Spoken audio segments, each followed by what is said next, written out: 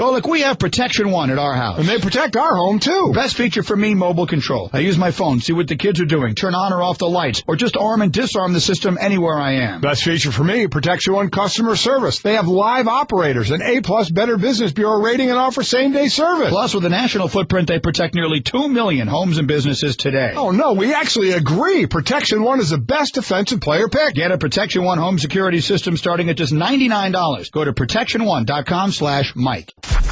This is the Best of Mike and Mike podcast on ESPNradio.com. The Best of Mike and Mike.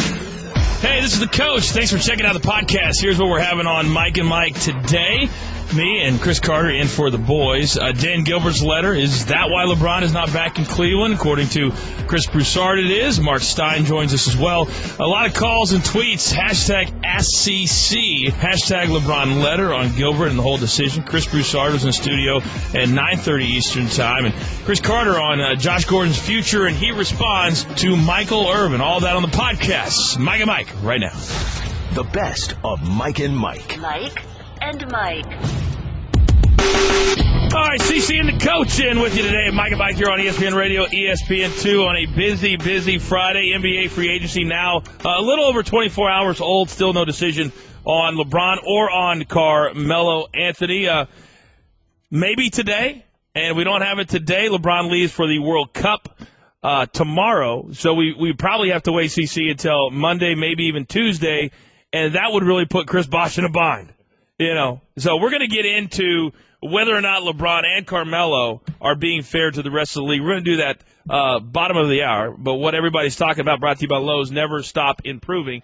And what everybody's talking about as far as the NFL is concerned, CC, is what happened on Monday. And we came on the show, me and Golick, and we were talking about Josh Gordon, who got a DWI and clearly has some big-time issues, facing a year-long suspension from the league after another positive drug test. And this DWI certainly did not help him in that regard. Here's what you said on Monday right here on the show of what you would do if you were the Browns.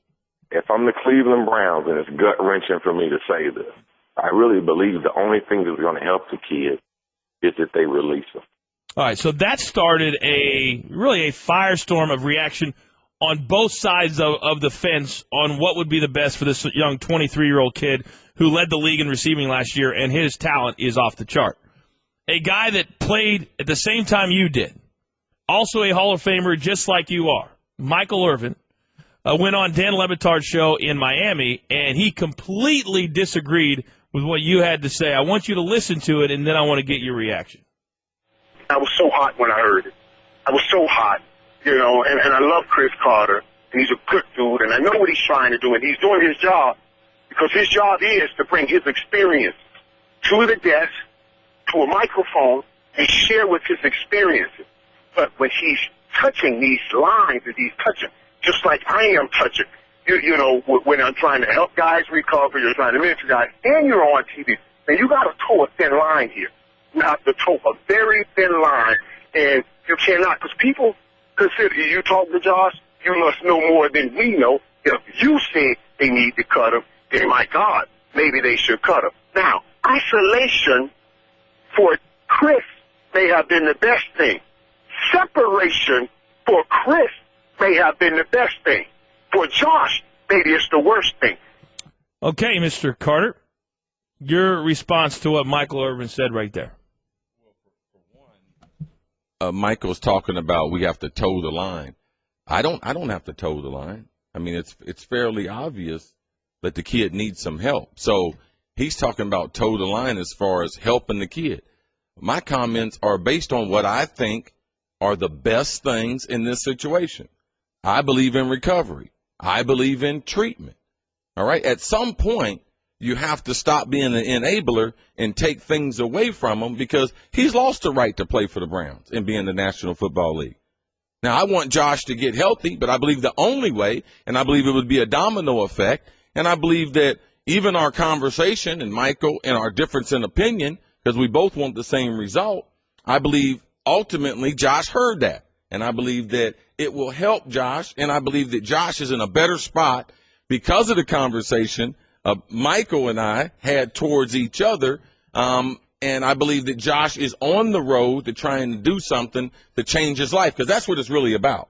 It's not about myself. It's not about Michael. Some of the things Michael said were personal conversations that I've had with him and his family. He chose to talk about those. I choose to not talk about those, because what's important is Josh and his future. And right now, he doesn't care about the Cleveland Browns and his teammates. That's why the substance has control of his life. Mm-hmm. That's why it's not important to Cleveland Browns. Now, is it the ideal situation for a person to recover to be cut? No, but it takes extreme measures if you want some great results in someone's life. And I believe that the domino effect of him not having a team to, not having someone be a crutch for him, and him realizing that this is the bottom. Because if he does not get some type of treatment, if he's just not getting in recovery, this is not the bottom for Josh. It will go deeper. He will be worse off. All right? So for me, I'm trying to make Monday be the bottom floor, because in recovery, you have to at some point just stop and say, I'm sick and tired of this. But it's up to the individual. And then when they get sick and tired, that's when you can establish the bottom floor. And then that's when you can put some stuff on top of it to give them some tools that they can be successful in their life. Because how Josh is as a human being, to me, is far more important than if he's playing for the Cleveland Browns. All right, let me ask you this. CC and the coach in for the guys today here on Mike and Mike. As a Hall of Famer, as a voice here at ESPN for the NFL, and because of your past, you are the ideal guy in a lot of people's eyes to help a kid like this.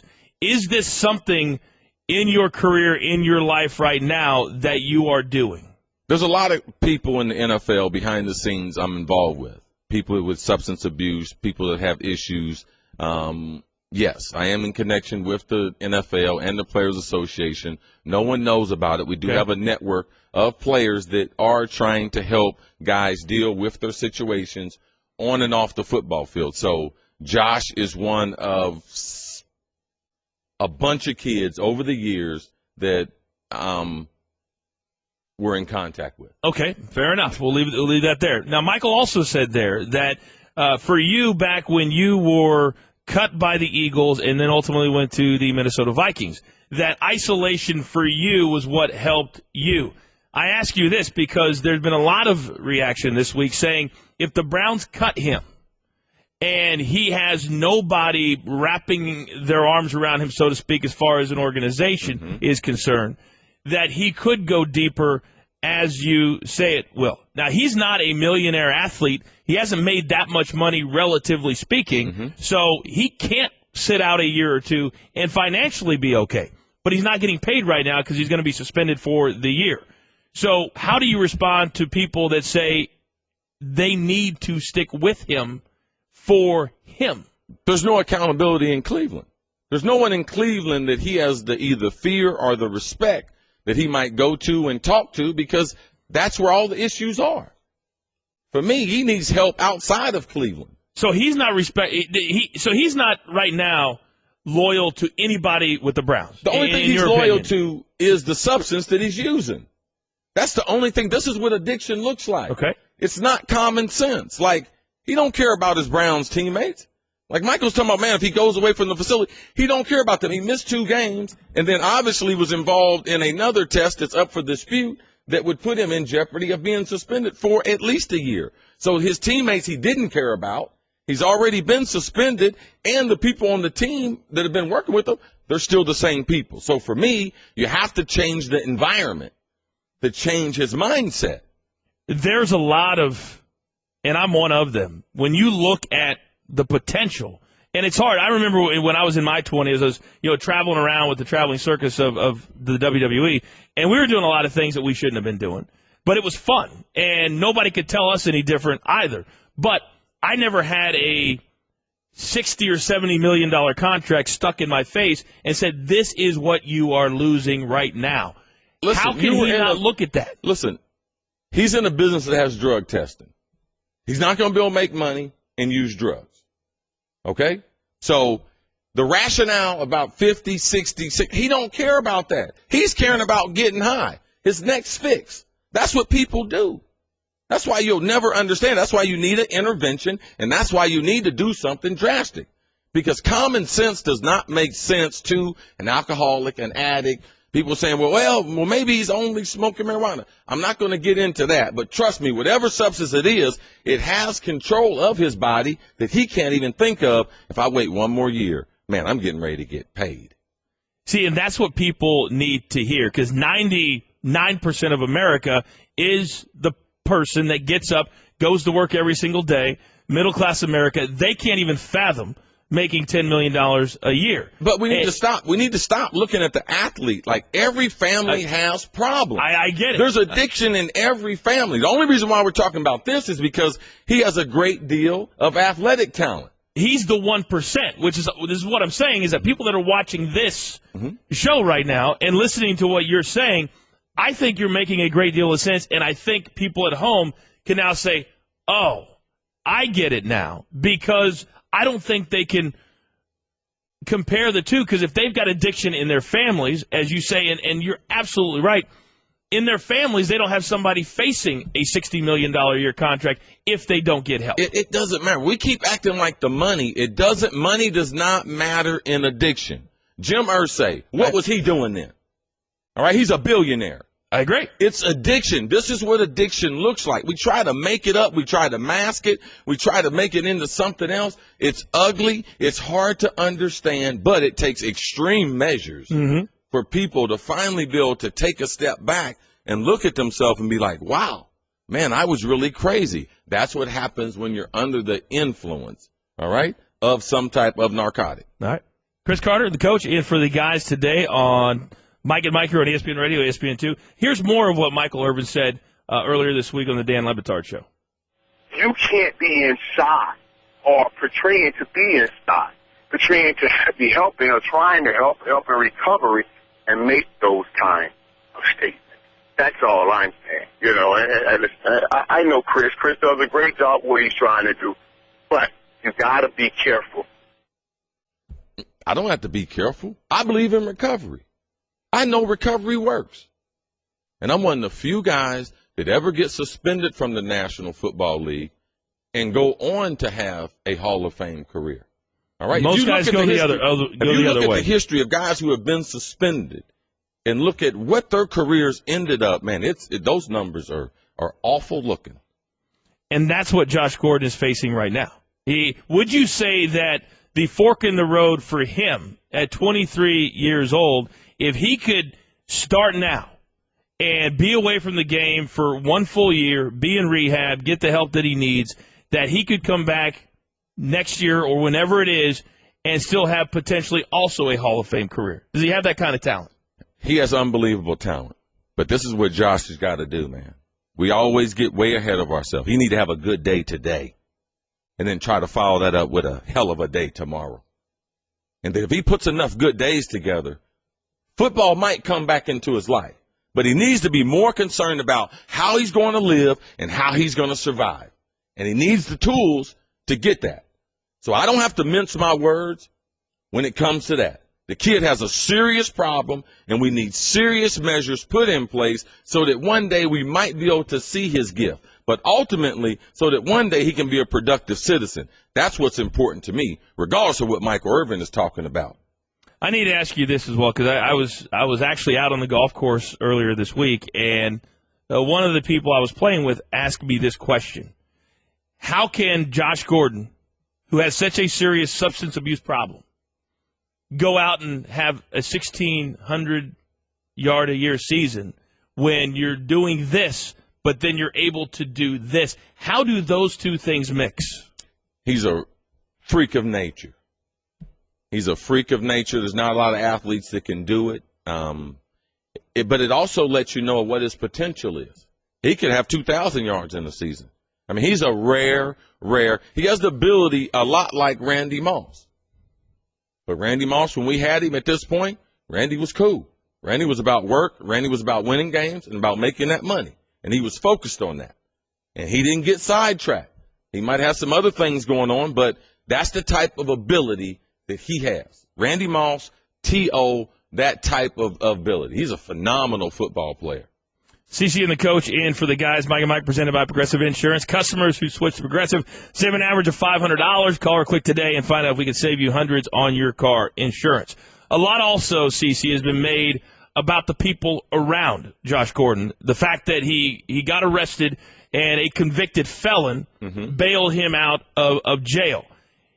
You can help the kid, yes, but how do you start attacking the situation of him separating himself from the bad influences that aren't the drugs? Now, sometimes that's even harder than getting them off the substances, because a lot of times it might be a family member. It might be someone that's had an extended period of time of being with them. In Josh's case, he has all those things. He's got bad influences around him, and we're working on that. And that's going to be part of his recovery, is he's got to make some tough decisions, because really, family or foe, he needs a support system around him that's going to be productive to him making good decisions every day. He doesn't currently have that around him, but we're trying to put that in place so that he sees what it looks like and what it's like to be healthy. As he goes forward, and clearly he's going to need people like you, people he can look up to, peers in the NFL world, to help him going forward. What do you think he is capable of as a person? Do you think he's capable of making this a baseline and getting back to where his talent should be? Is he capable of that? Oh, man, that's a tough question, Coach, because it's really up to the individual. There's no amount. He's getting the best care money can buy. But at the end of the day, it's not no hocus pocus. It's a question you ask yourself, and can he fight this fight every day? Because there are people who can fight it for a little while, but then they surrender. Can he fight this every day? And that's not something that I don't take that lightly, and I can't answer that question today. But I know that he has made the necessary steps that would put him on the road, that one day he would be able to make that decision. But, man, chemical dependency is very, very difficult, and I make no guarantees when someone gets involved in treatment. I make no guarantees of what the end result will be. No, you hope that he jumps when he's ready to. He jumps in head first, and it's all about just getting better, and then that will take care of the other stuff, hopefully. So thank you very much for discussing that, CC. CC and the coach in for the guys today, Mike and Mike. Hashtag AskCC on Twitter, and there have been a lot of questions, but coming up in 15 minutes, you're going to hear kind of a roundtable of Mark Stein and Chris Broussard and the guys talking about LeBron and Carmelo, and kind of the fact that they've held the NBA hostage. And one of the questions that came in, CC, and we talk about personal relationships and business relationships. DJ Dub asked, could you play for Dan Gilbert knowing he left a letter on the website, and you can argue whether or not that really happened, for 4 years after the decision. But some of the things were said in that letter 4 years ago that I know Dan Gilbert wishes he could take back, and I know LeBron wishes he could take back the decision. But do you think the personal gap is enough, or is LeBron so much about business that if this is the best business decision for him to make, that he could overlook all of that? I think that LeBron is serious about his legacy. I think that his overall maturity, people will give him credit for that. If he signs with Cleveland, obviously he's gotten beyond it. I think his brand and what he wants to do globally is bigger than that letter, and I think that's what will win out in the end. And LeBron is a good guy. Like, he is really a decent human being. And I think that he realizes business is business, and he wished he could do it a little bit different. He would have had conversations with Cleveland before he left. So I know he takes some of the responsibility, but I believe that he'll be beyond that. A lot of people have weighed in, and I think this has been really cool from not just a talk show standpoint, but from just a watching how this is all played out from a sports standpoint. And Buster Olney, who we respect his opinion immensely here on baseball, he just tweeted me a minute ago and said about LeBron, he likes to be liked. He wants to be liked. The response when he left Ohio hurt him. This is a chance for him to win back Ohio. And that's one of the sentiments that I've made for a couple of years now, that what you just said, LeBron's a decent guy. he's a loyal guy, and he shows that by the people that he has around him. He still has a lot of his boys, but he has really smart business people in charge of all of that. I think it hurt him on some level to watch what happened to the city, to the people when he left, and he had to watch that because every offseason he went back to do his charity work, to live in Akron, and that was right in front of him. I think that could play as big a part, CC, as the basketball aspect of it all. Well, it plays a part. I believe the basketball part is the biggest part as far as the players. If he didn't think Cleveland had the ability to put players on the roster better than the players he had before, I don't think that sympathy and all that would matter that much, because he's got to win championships. He's worried about his legacy, but he's not going to try to correct his legacy without playing with championship caliber players, and the organization committed to championships. I don't believe that. So I believe they run hand in hand. I think it's been pretty cool too when it first came out that LeBron was asking for max money. And people said, wait a second, he can't go back to Miami with the big three and get max money and make it work and get the people around him. But has there ever been an athlete, maybe Kobe or MJ are the only two in the last 20 years, that could say, or the reports can come out, and people not say he's being selfish despite how much money he makes off the court? Because if he took $15 million, that could really help a team put in other players around him. But I think he's at the point after 11 years, never being the highest paid player on his team, saying, listen, this is how it's got to be. You all figure it out. That's the way it should be. He's not running. I mean, he's the best player. No question. But if he's about championships, because Kobe's taking a lot of criticism for taking the $24 million. Yeah, they're in a different category, and they're in a different part of their career. And Kobe's got 5 championships. Mm-hmm. So whatever the Lakers decide to pay Kobe Bryant, he is well worth it. He made that money tenfold for them from 2000 to 2010. When Kobe was at this point in his career, like LeBron, he was making the max contract. Mm-hmm. So LeBron, it's not going to handicap the team, but he's also going to a team who can afford to give him the max contract, all right, and add some other pieces. Now, if he was in Miami, he couldn't do that. So he deserves the right. He's the best player in the world. How much money he gets, he deserves that. Now, it's up to the other people. That's their job to work to figure it all out. Absolutely. I also think they're I've seen on Twitter, because this literally has blown up on SportsCenter and all. Everybody can't get enough of LeBron James right now. That they're also saying that the longer he takes, the more selfish he is becoming, because he's not thinking about the other players in the league. And that is coming to fruition now, because players can sign these contracts, and players can, if you're not a player that makes all the money off the court and you're staring down the barrel of this huge contract, you're nervous today because the teams aren't offering you the money until he makes his decision. Well, LeBron, the players he should be thinking about is the players he's committed to. That's Chris Bosh and D. Wade. He doesn't have to be worried about the other players around the league. They're in business for themselves. It's not his fault. He's talked to Chris Bosh. He's talked to D. Wade, and I'm sure that he's not going to hinder them from getting a contract. The rest of the NBA, man, come on, get lost. All right. Grow up. All right, we'll leave it right there. The best of Mike and Mike. Okay, CC and the coach in for the boys. It's Mike and Mike here on ESPN Radio, ESPN2. We've got some breaking news that have just come in according to Chris Broussard. This is some juicy stuff right here. And you're laughing because of what just came across the wire, and maybe an answer to our question, why is it taking so long for LeBron James to make his decision, which has reportedly been just between the Heat and the Cavs. Chris Broussard, we're going to hope to get him on later in the hour, but CC, here is what he is saying. And I want to read this word for word. One reason, if not the major reason, LeBron James has taken so long to decide whether to play in Miami or Cleveland is the infamous letter Cavs owner Dan Gilbert penned about James after he left in 2010. Now, if you remember, as part of that letter, Gilbert called James a coward, mocked the many nicknames and catchphrases attached to James like King James, the Chosen One, and the Witness. And a quote from one source, according to Chris Broussard, if it wasn't for that letter, this would have been done a while ago. Meaning LeBron James is ready to go back, but the personal issues between LeBron James and Dan Gilbert, the owner of the Cavs, is still an issue with LeBron. Your thoughts? LeBron didn't meet with the Cavs. His agent did. So, I mean, I just think it's a natural reaction.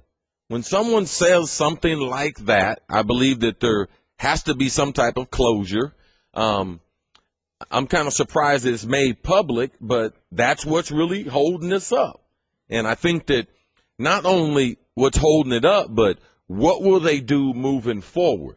What will be the statement moving forward? What will they collectively say together? Because I believe that will be mapped out before they announce that he's going back to Cleveland. But let me ask you this, because since he didn't meet with the Cavs, I believe this story now, but if he's truly going to go back, how do you put it all behind you, CC? Because you've dealt with owners your whole career. How much contact do you really have? If you're a star player for a team, how much is he going to be around Dan Gilbert? This is the thing about Dan Gilbert. He was so close to LeBron and his family, access to the team, access to the arena, access to private flights. So he's in contact. Dan was his man until then. And I've heard, through, all the reports that we get here from Broussard and Windhorst and Stephen A., and it's hard to remember who says what, but I know this was said, that on a lot of levels, LeBron James felt like in Miami that Pat Riley didn't play to his people like he thought that Pat Riley should have. Well, Pat Riley was a great salesman in getting LeBron, Bosh, and Wade and giving them the numbers, but trust me, that's true. And LeBron is a little jaded by the lack of his family and the access or the lack of access that they didn't have in Miami. And sometimes that can be more important for a player, am I right, than, the money he's going to get from anywhere. But the extra perks or treatment. I just think when you're in this business that you can't treat every player the same. And I was very, very fortunate that I was good friends with Michael Jordan. So I got a chance to travel a lot, me and my brother, with the Bulls, with Michael Jordan, and it was nice. It's totally different. Now, when the Heat, Pat Riley, he's running that. So there was no type of entourages, and the access for family members was totally different than LeBron had ever had. Well, we know he still let his mom down there at halftime. Well, so that's about it. All right, Cris Carter, Jonathan Coachman in for the guys here. Let's bring in now in studio, NBA insider Mark Stein with the Subway Fresh Take. Genoa, salami and spicy pepperoni came together at Subway as this month's Super Stack $3 6-inch select the spicy Italian Subway Eat Fresh. Mark, good morning. How you guys doing? I know it's been a crazy, crazy week, and everybody's still trying to figure out what is going on. This latest report by Chris Broussard, it's not a surprising report, but the fact that it's now out there, what more can you tell us? Yeah, I wouldn't say it's surprising. I don't see how there's any way you forget a letter like that. And there are some people who would say LeBron can deal with anything. He can just pretend like the owner's not there. No, not this guy, because if you leave for Cleveland, you are trading Pat Riley for Dan Gilbert. That's a pretty lopsided trade. And that is what Miami sold to LeBron in that meeting. Miami preached stability, which is code for what you have here and what you're going back into if you go to Cleveland. And this news coming out, too, obviously, it's going to paint Dan Gilbert as the villain if LeBron doesn't go. Because the people of Cleveland, they think he's coming. You guys have seen what's gone on in Cleveland the last couple days. Mm-hmm. So, Dan Gilbert's never going to hear the last of that letter. That's just a reality. So if you're Dan Gilbert and you clearly want this to happen, how far do you think he needs to go, remembering that LeBron James is taking no more meetings? He's not going to meet face-to-face, reportedly, with Dan Gilbert. Dan Gilbert has never apologized for it. And LeBron, too, you have to say, has never fully come out and said, I wish I did the decision completely differently. There have been, some swipes at an apology, but not a full-on, hands-open apology from him. But I think LeBron does recognize that, and he has at least acknowledged it to some degree. Dan Gilbert's never really backed off it. And you had to know this was going to come up. There's no way this was not going to come up. I almost feel like Cris Carter, Jonathan Coachman, Mark Stein here on Mike and Mike. I almost feel like on some level, Dan Gilbert who's been very, very quiet in all of this, maybe should have at some point, or maybe it's still not too late, maybe do a sit-down interview and say, yes, I made a mistake. Yes, that was on me. Something that LeBron James could see. No, he don't need to do no sit-down interview. You don't think so? No, I don't think that would help. I think it has to be more personal, and there also have to be some guarantees in there about the future, and I would try to sweeten the pie as much as I could. Without breaking the rules, of course. Man, listen, Dan Gilbert need to run through hell with gasoline draws on right now to get LeBron back to Cleveland. Okay? All right, break the rules, do whatever he need to do. Well, don't you think LeBron is up here when it comes to players? He's on a pedestal by himself. But you do wonder what the reaction would be from peers if he went back to Cleveland after what Dan Gilbert said about him. I mean, what would players be saying? Man, Dan Gilbert can say the right things to me. He can say the right things to me to get me back. With my family and my legacy, LeBron is bigger than Dan Gilbert. Forbes magazine would tell you that. When LeBron left, the franchise valuation went down $100 million. Sure did. It would let you know that. So LeBron, this is part of it, but his legacy is so much bigger than Dan Gilbert, and it shows what type of man he is. If he can get beyond that, and then he brings that trophy back, because one day when they hand that Larry Brown trophy, they're going to hand it to LeBron. And the only way Dan Gilbert is getting one is with LeBron coming back to Cleveland. Can you imagine if Dan actually walked in front of LeBron to take the trophy? Wait, I'm going to tell you something. Right now, Dan, change your underwear, put gasoline on them, and start running. They usually give it to the owner first. Well, okay. No, he's not getting no trophy unless we get an apology. Okay. This actually completely contradicts what we've been hearing all week, that the absolute most important thing for LeBron is the people around him, the players around him, that he can get over the Dan Gilbert. We don't know yet that he's not going to Cleveland. Yes, absolutely. And I don't think that's the number one thing, because LeBron and his agent and them have allowed Cleveland to get in position to acquire him. Wouldn't you agree with that? So I think this is one of things that they would ultimately have to do. Now we're down to it's time to make a deal time. Yeah, I just think this was always going to be a factor. But really, Miami and Cleveland, to me, were the only two places. I mean, I've been saying this for months, and I think a lot of players who've played in this league and have had success feel the same way. LeBron James is an all-time great. All-time greats don't go from city to city to city just to stock up rings. You don't go to Miami for 4 years, use up Miami for all the championship juice it has left, and then go somewhere else to a third place because, okay, this team's old now and I'm done with it. It makes sense. He's either going to stay in Miami and say, rebuild around me, I'm the best player on earth, we're going to do this again with a new cast, or go back to Cleveland and rewrite history and mend feelings after leaving there on such bad terms. I mean, it's got to be one or the other. Mark Stein, CC, coaching for the guys. Mike and Mike here. If you're just joining us here on ESPN Radio or ESPN2, the breaking news from Chris Broussard just a few moments ago that, according to one source, quote, if it wasn't for the letter that was written by Dan Gilbert 4 years ago, this would have been done a while ago. So, Mark, let me ask you this. So if the Cavs are making all these moves that we've seen to position themselves and then potentially work out something to where maybe Kevin Love could come in, but if that doesn't happen and they are indeed talking to Mike Miller and Ray Allen and get them to come for $2 or $3 million apiece, whatever it is, do you feel like on the court that this is enough to get LeBron to come if they work out all the personal stuff? The on-court situation is better in Cleveland. I don't think there's any dispute about that. You have Kyrie Irving under contract. You just drafted Wiggins.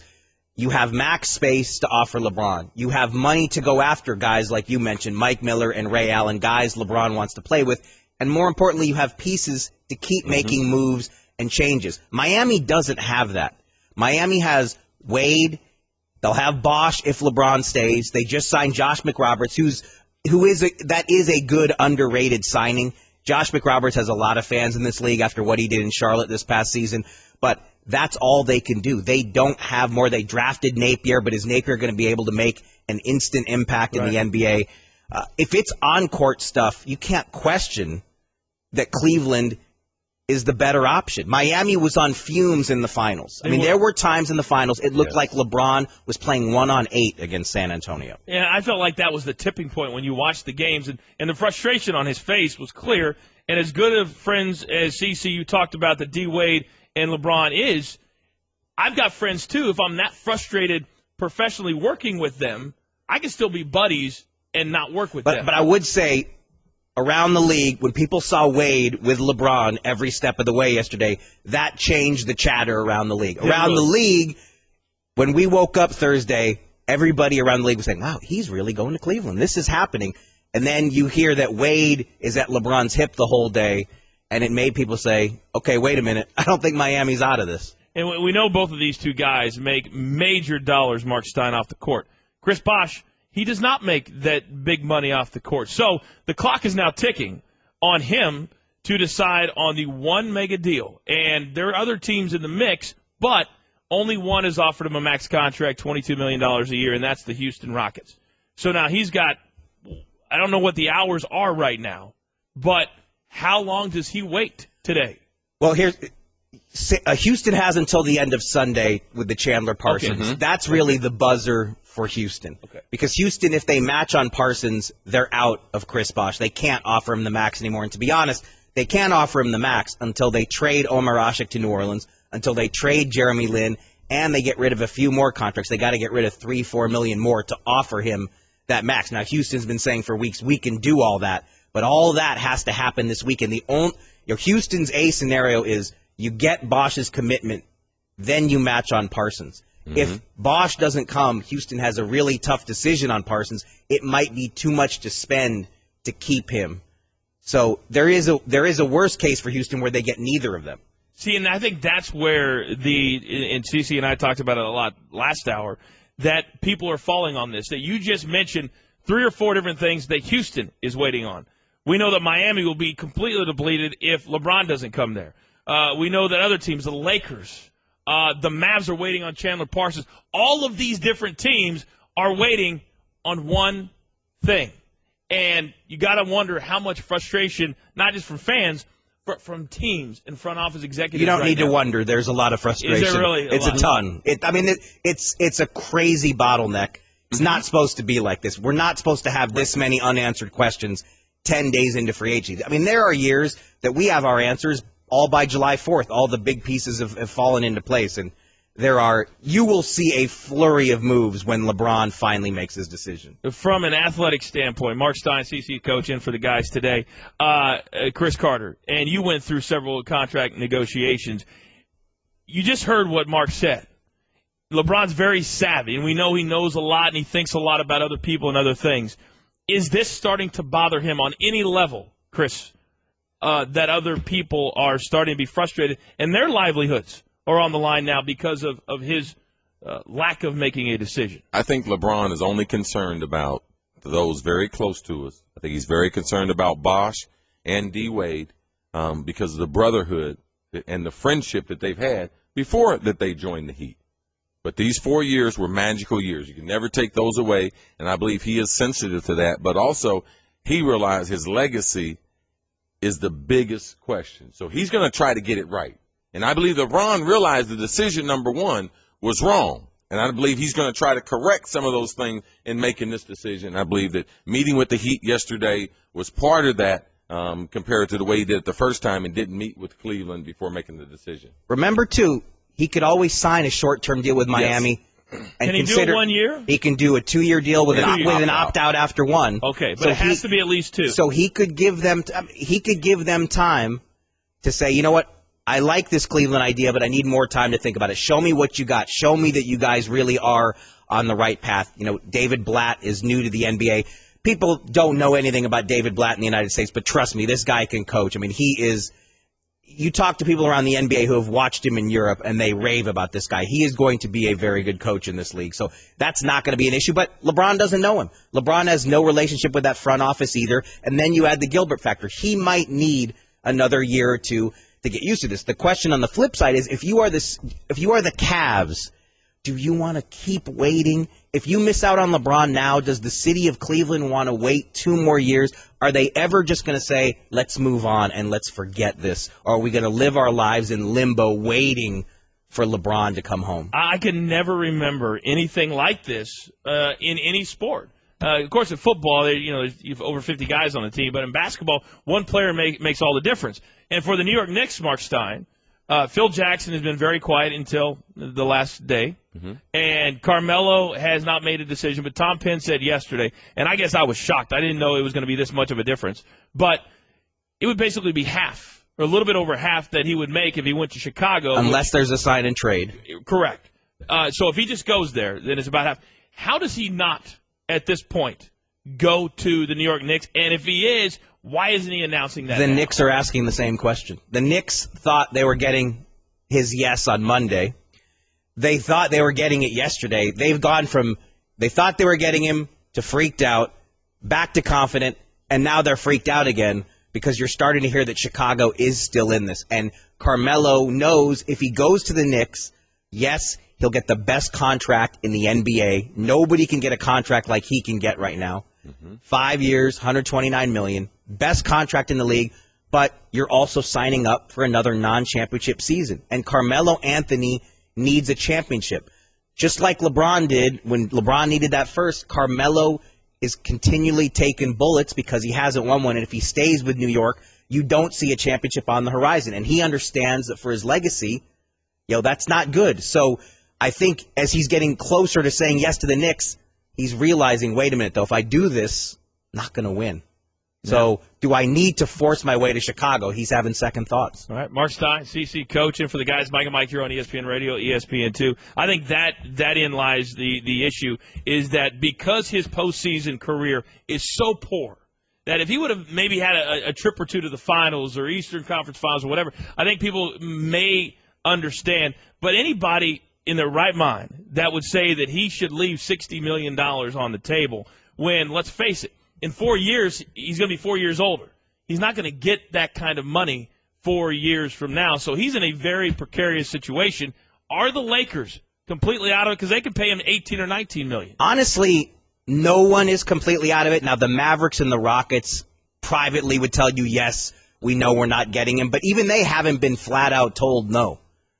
Melo hasn't told any of these teams no. But, yes, the working assumption is that it is Knicks, Bulls, Lakers. Those are the only 3 teams still alive. The Lakers can offer the 4-year max, which is almost $100 million. The Knicks can offer the 5-year max, which is almost $130 million.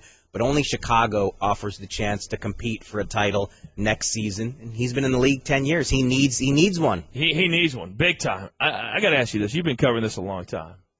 What is more surprising to you? How long this is all taken, or the fact that everybody that's involved, Carmelo, LeBron, his people, really have not spoken and leaked anything at all? I mean, the length of it is the weird part, and the new part.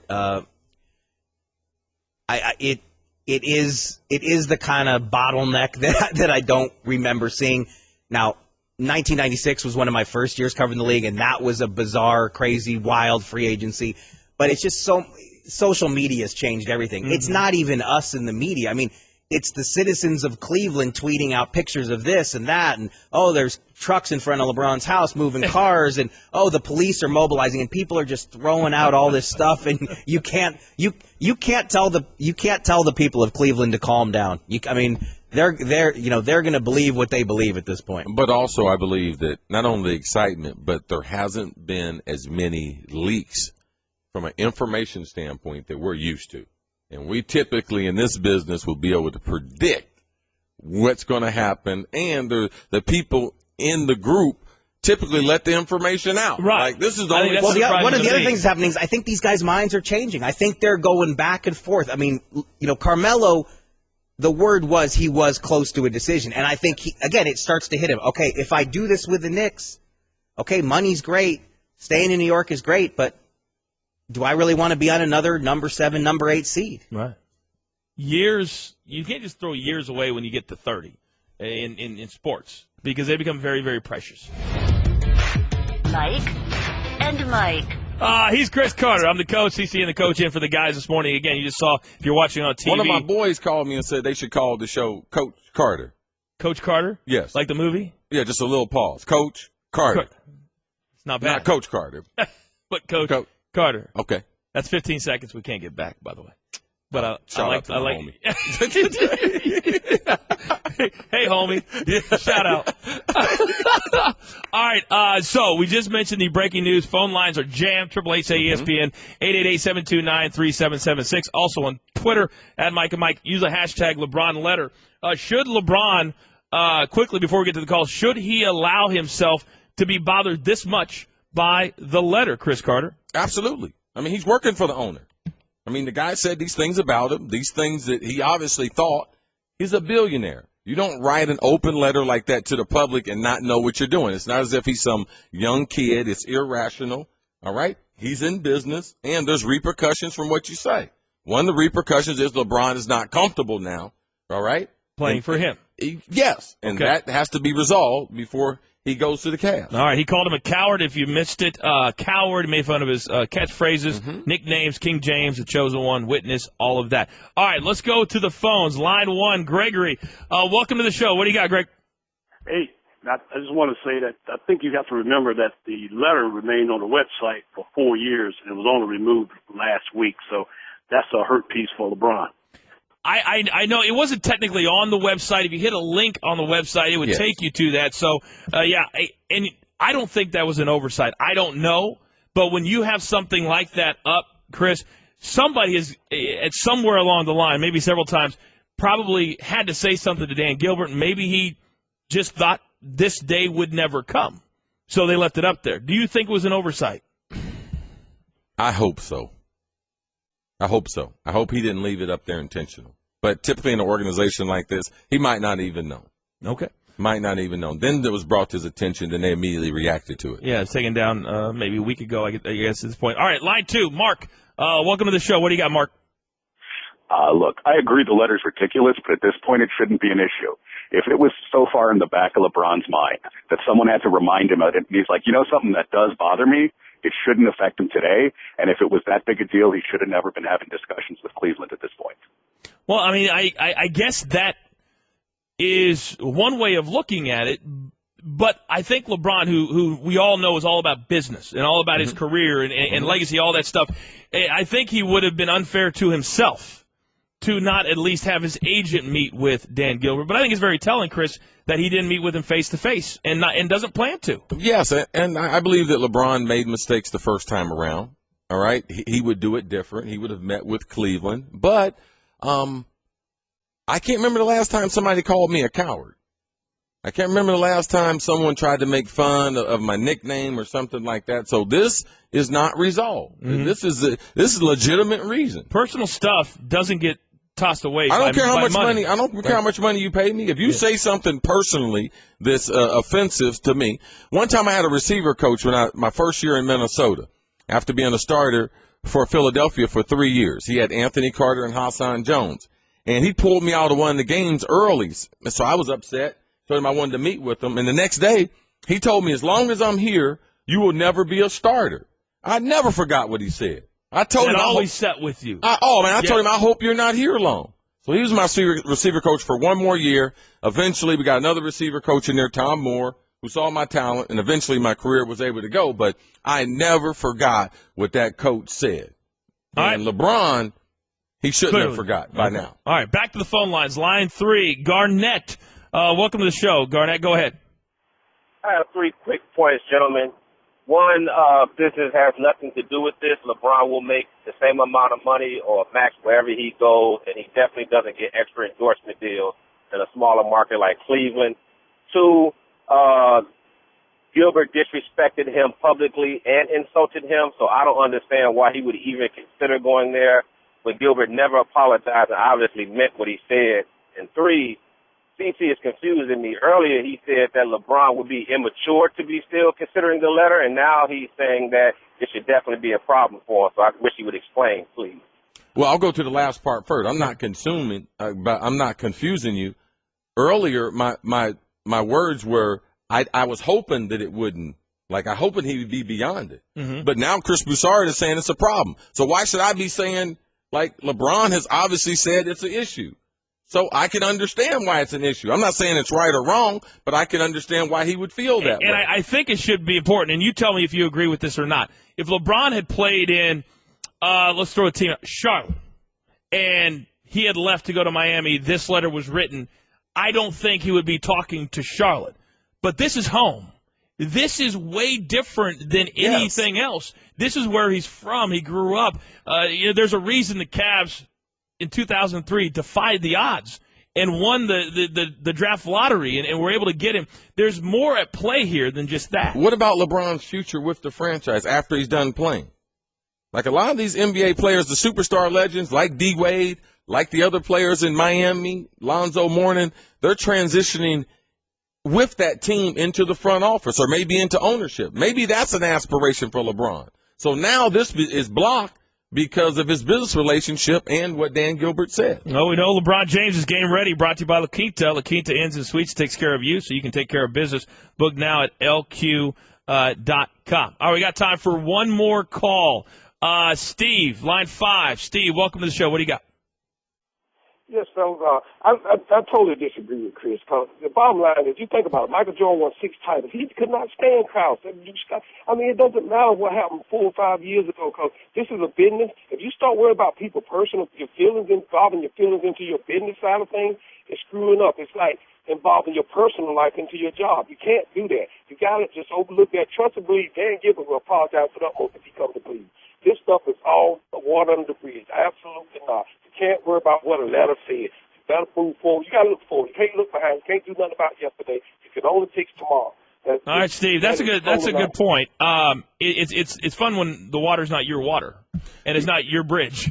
Right. And LeBron, and the thing that LeBron and Jordan do have in common, did Jordan have a problem with management in Chicago? Yes. But Chicago and their management, they paid him. And they also went out and got players necessary for him to win championships. So Michael had a lot of say in the players that were going to be around him. Did they have contract disputes? But there was never a lack of respect. And Jordan was never, ever close to leaving Chicago.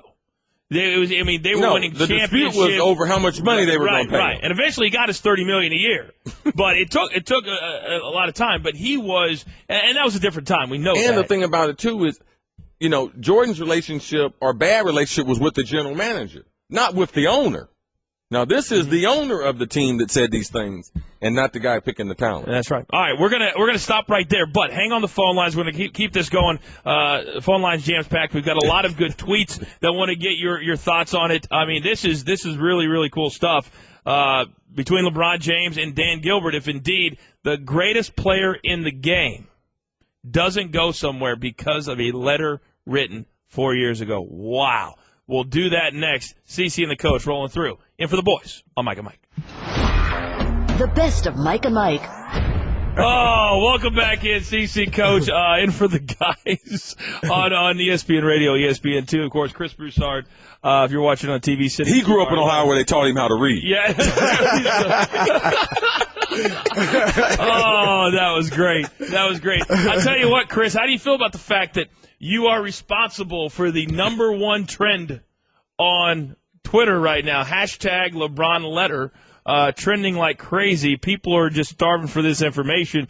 And your report earlier this morning that this letter is a big enough issue to delay this decision, what does that say? Well, anything attached to LeBron James right now is going to trend on Twitter. So anybody could have written it. But look, it makes sense now because we were told yesterday LeBron wants to talk to his family before making his decision. And everyone around the league's wondering, surely you've talked to your wife about what you're going to do. Surely you talked to your closest friends, your Maverick Carter and Rich Paul. Surely you talked to your mother. Like, what's left to say, about this decision? But when it's something this personal, it's something involving pride, this makes all the sense in the world now. Is everybody comfortable with this? How you guys feel about Dan Gilbert, me playing for him, what people will say, whatever. So it makes all sense. I don't know that it's going to stop him from going to Cleveland. I still think there's a very good chance he does it. And I actually think he comes out looking good either way. If he stays in Miami, a lot of people will say, well, of course he did. I mean, how can you go play for a man that said that about you? If he goes to Cleveland, he looks like the bigger man. Well, I mean, that's the situation. Chris Broussard here in studio this morning, Mike and Mike, ESPN Radio, ESPN2. So if that's delaying the decision, and we know, Chris, that he's going to Brazil reportedly tomorrow for a couple of days for the World Cup final, what does this do to Chris Bosh, who we know by the end of business Sunday, he's got to make a decision because then the Rockets have to make a decision on Chandler Parsons, the Mavs signing him to an offer sheet, 3 years, $45 million. Bosh may just have to say, hey, it's every man for himself. I mean, he may have to he's like you said, he's only got a couple days left. A lot of people around the league are saying, man, you have to go to Houston. And if you don't know what LeBron's going to do, I'm not certain. I don't think they've talked since Saturday, unless maybe they spoke yesterday. When LeBron and Bosh spoke Saturday, Chris Bosh came away feeling like, which was clearly true, I don't know what LeBron's going to do. So that's when he started that, plus the fact that Miami was trying to offer him less money than he wanted. That made him start listening to Houston.